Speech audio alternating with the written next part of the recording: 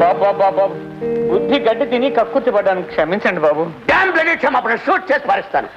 లంచాలు తిని క్షమాపణ కొడతావా? మర్యాదగా చెప్తున్నాను రాచేయి, లేకపోతే నేను డిస్మిస్ చేస్తాను. నీ మూలంగా ఈ ఆఫీసులో అందరికీ టేబుల్ కింద చేతులు పెట్టడం అలవాటేటట్టుగా ఉంది. ఎన్నాళ్ళకి తెలుసుకున్నారు బాబు. ఒక్క మన ఆఫీసే కాదు బాబు, పేద దేశం అంతా అట్లాగే తయారైంది. జీతానికి జీవితానికి లంగరందగా ప్రతివాడు కక్కుర్తి పడుతూనే ఉన్నారు. కాకపోతే నా బోటు చేతకాని వాడు అప్పుడప్పుడు దొరికిపోతుంటాడు. నన్ను ఏమి అనకండి బాబు. ఈసారికి ఇలా ఊరుకోండి, చూసి చూడకుండా సత్యం మీ కడుపున పడతాను బాబు. నా కడుపున పుడతాట. డ్యామ్ బ్లడీ షూట్ చేసి కాల్చండి బాబు, కాల్చండి. ఈ ఉద్యోగం నుంచి తీసేయడం కంటే నన్ను చంపేయటమే మంచిది. అంతేగాని రిజైన్ చేయనట్టావు.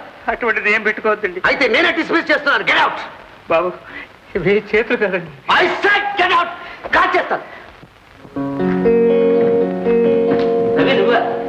ఏమిటి ఇక్కడికి వచ్చావు? ఇక్కడేదో ఉద్యోగం ఖాళీగా ఉందంటారు. శివ శివ, ఇక్కడ నువ్వు ఉద్యోగం చేస్తావు? అదేమిటి మా అలాంటినా? అది అంతేరా. ఇక్కడ ఎన్నేళ్ళు తగలడ్డాను. పంచి కట్టడం తెలిసిందే లగాయితీ ఫైళ్లు మోస్తున్నాను.